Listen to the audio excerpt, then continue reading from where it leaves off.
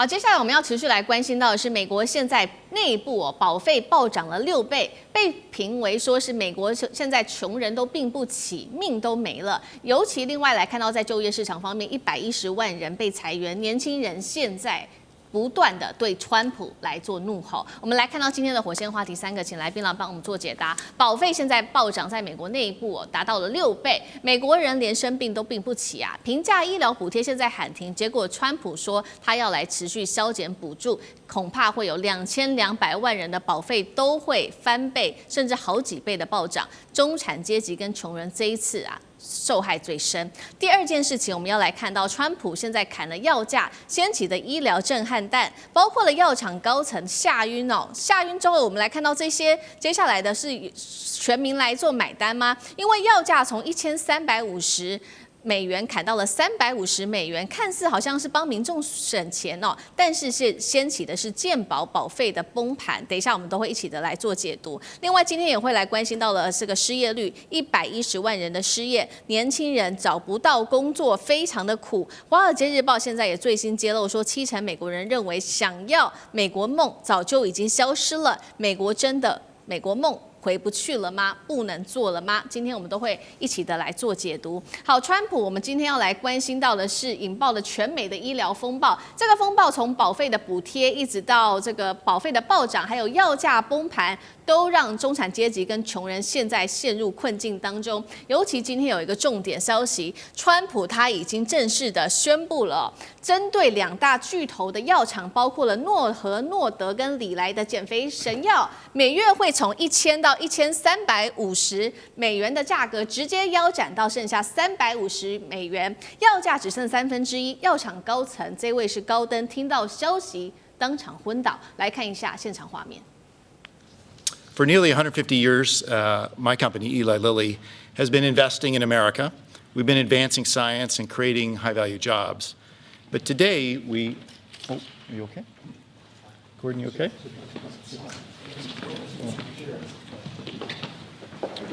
Yeah. 好，川普的这个政策不只是药厂的高层会昏倒，老百姓恐怕也要昏倒了。刚刚讲了整个健保体系虽然药价好像看起来变低了，但是造成的是健保体系有崩盘的一个现象出现，尤其现在是平价医疗，它的这个补贴到期了，川普坚持要削减。今年呢，我们来看到全美保费平均2200万人都会受到影响，翻倍暴涨。那么平均保费是大涨了114%那么可以看到伊利诺州涨幅78%，某一些郡县涨幅甚至高达超过了450几耶。2个真实的案例，今天要带观众朋友来看到。第一个真实的案例就是有一对加州的夫妻，他们原本每月呢要付的是350美元的保费，明年竟然变成了2200多美元，换算新台币，每月得花7万多元新台币，只是光缴保费，他们几乎真的是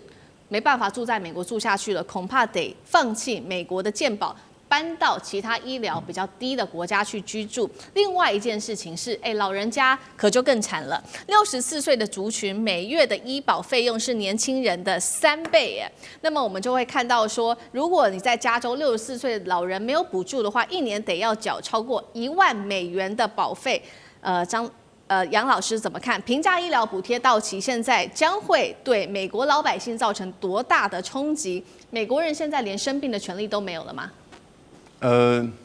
我以前在美国念书的时候真的是经过了一次发高烧，在急诊里面，就是待了2个小时，打了一个大概就是这个盐水针，然后呢吃了2颗退烧药，回到家里面烧退了。结果接到了一个账单之后，我发觉以后我真的不敢生病了，在美国，500块美元。那但是因为有学校的保险。所以呢，我最后付了将近150块到200块之间。那这个是学生保险里面大概涵盖，那个时候我记得很清楚，这个是30年前呢，大概付了每年是300到400块美元之间。所以这一次你看到平价医疗保险呢，它就叫 Obamacare Affordable 这个 Act 所以 Affordable Care Act。那 affordable 就是可以负担平价，它其实就是针对低收入户，还有部分的自雇这个一些这个营业商，哦，他没有办法去负担过高的这些美国各个不同的保险公司的那种大的 package、大的这个选项，所以呢，他就加入到这个里面，负担的是比较低。你看，刚才你提的2个人的案子，他1个月大概是1万块台币。那可是现在变成7万块台币。对，在台湾如果是2个人的话，大概1个月付不到5000块，所以以美国而言都算是我们的1倍。但你不要忘记哦，在台湾的全民健保是大部分都包含哦，可是它这个 Obamacare 是只有很少数，比如说牙医就没有，比如说很多的通通都没有补助的，那你住院根本没有，所以基本的看感冒而已。讲句实在话，而他要付1万，现在变成7万。为什么呢？共和党他是主张他是认为说这个平价医疗从7年前到现在已经造成严重的政府支出的膨胀，保费补助过于昂贵，医疗环境扭曲，补助推高了保险费用，而且干扰市场价格机制。换言之，也就是医疗机构跟药商就赚不够了啦。对。然后呢，政府要去补助。因为医疗机构，你知道美国的医疗的环境的那种医疗机构跟药商啊，跟医药的这些设备，然后还有整个这个机构，那是非常昂贵的。那所以你要知道，美国在大学毕业的时候才能去念4年，那个是很难考，而且这个学费非常贵，不管你什么公立私立的。他们进入之后，这整个环境给予他们非常多的这些资源。但是，一般的老百姓，就像我们台湾的这种全民健保是做不到，所以你现在像比较多的这个非洲裔或者拉丁美洲裔其实就在这个 Obamacare 里面受到照顾。但对共和党而言，第一个他们不是选民，第二个这个花了好多政府的钱，第三个让他们主要的金主，就刚才倒下来的那个他才需要这个 Obamacare， 倒下来的那些药商跟就是医疗机构，他们赚不够，所以这是一个政治问题，这也是个这个等于是分配金权分配的问题。但是最倒霉的就是这些在低层的美国的低收入户。所以真的美国的低收入户现在碰到什么问题呢？就这个川普的大而美法案，再加上这次这个政府关门了，他就趁机就开始把它删减，食物券也没了，现在 Obamacare 也没了。我觉得其实他们真的在美国生活非常辛苦。是美国的老百姓现在越来越辛苦之外，刚刚看到这位昏倒的是诺和诺德的这个高层哦，许多的药厂在看到这个现象，他昏倒的事情出来之后，他们就痛批说，那接下来谁敢花很大的钱来研发药呢？因为之后可能会面临到美国政府突然间砍你的药价。张将军又怎么看？我认为这个重权式的高额保费会真的压垮这些中产阶级。我们台湾这些全民健保，你要知道，大部分都是你自费的不多，你只要交了挂号费然后拿一些都是政府在帮你补贴，你真正要交的钱没多少。你每次去结账的时候，哟，怎么这么点点啊？对，他其实政府帮你补助2000块，你只交的不到200，都是政府帮你吃掉买的。美国不一样，美国你自付额还很高嘞。刚才杨教授有讲，是这个样。那我认为3个因素，第一个，美国的贫富差距还在扩大。美国50%的人富有的50%拿了美国97.5%，下面的50%只拿了美国所有的财产的2.5%，50%下面一半，怎么去撑啊？他们怎么活得下去呀？根本没有钱。美国是2极化越来越严重，有钱人越有钱，呼风唤雨，那个整个是黄金，穷的人怎么办？所以这个贫富差距会压成他们中产阶级、白领阶级跟蓝领阶级都受影响。第二个，美国储蓄率低，你荷包就是比较薄，你这个忍受度就很差。我虽然穷，但是我储蓄很多，我有钱，我有存钱，我收入少没有关系，但我有存钱。美国现在存续率只有4.6%，在我们讲的2020年它的储蓄率是32%现在的储蓄率是4.6%而已。你这没有钱了嘛？月光族你还要付健保那么大的健保费。健保费完毕之后，你还有自付额，你怎么办？我认为储蓄率让他们的忍受度更差，储蓄率太低。第3个，我认为因为关税战的影响，美国现在有4000万人是领食物券，你看他领个食物券还多少钱去交保费？想一想，因为这些领食物券的，而且现在美国国债今年上个月破38兆，对，美国就没有钱去补助这些健保了嘛？那你是不是羊毛出在羊身上？政府能够补助的能力已经有限了，因为国债太重了，所以你经过这3个因素，储蓄率低加上贫富差距太大，所以我认为对中产阶级、蓝领阶级跟白领阶级都会受不了。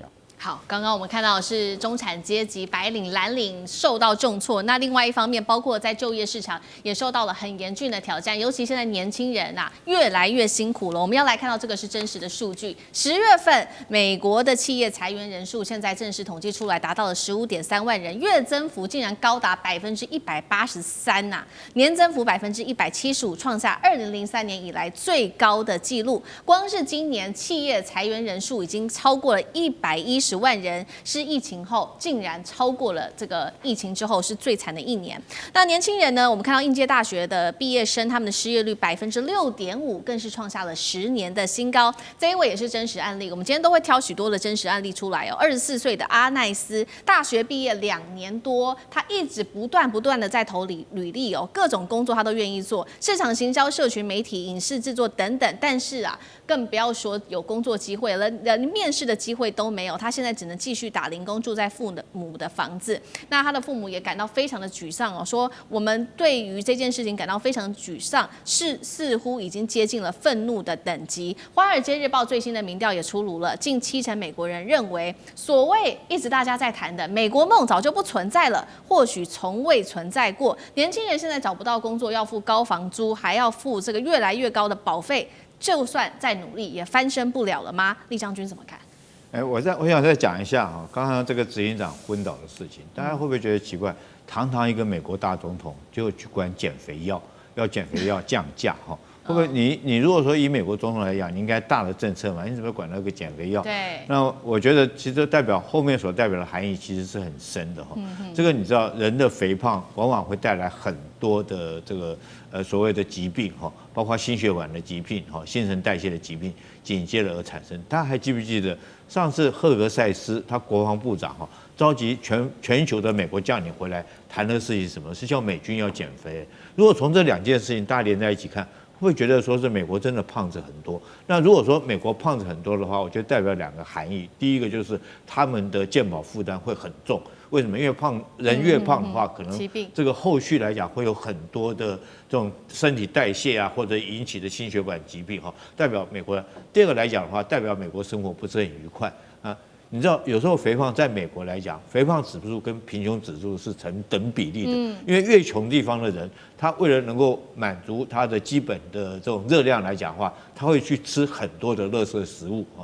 所以美国你去看，他披萨啦，或者是说汉堡啦，包括到这个川普本人都很喜欢吃汉堡。所以我觉得从这个事情来讲的话，代表美国自己除了说有失业问题外，美国人的健康也出了很大问题。那以前所谓的美国梦是指什么？其实不是指老年人，是指年轻人。因为美国是年轻人的天堂，但是大家忘了后面那句话：美国是老年人的坟场。你到美国去你就知道，当然年轻人他们很容易找到工作哈，利润都很好，所以他们都有一个小洋房，有前院有后院，还要每天雇人来割草干什么的，很容易找到工作。但是老了以后，因为小孩都不在身边，他们就会被迫搬到所谓的老人公寓，甚至于到最后进疗养院啊，进养老院。大概美国人的一生都是这样走的。可是现在反过来了，现在来讲的话，我觉得如果美国失业率这么高的话，已经不但是老年人的坟场，甚至于你对年轻人来讲，也不见得是天堂了。是，你看现在失业率有多严重？是，我觉得第一个是美国来讲的话，失业率居高不下哈，这个可能跟这最近美国川普关税的政策有关系，然后他很多的企业都已经外移，还有跟他资本主义有关哈，因为他大部分来讲都集中在这个有钱的这个富者越富，贫者会越贫。那第3个当然是受到 AI 近期兴起的影响。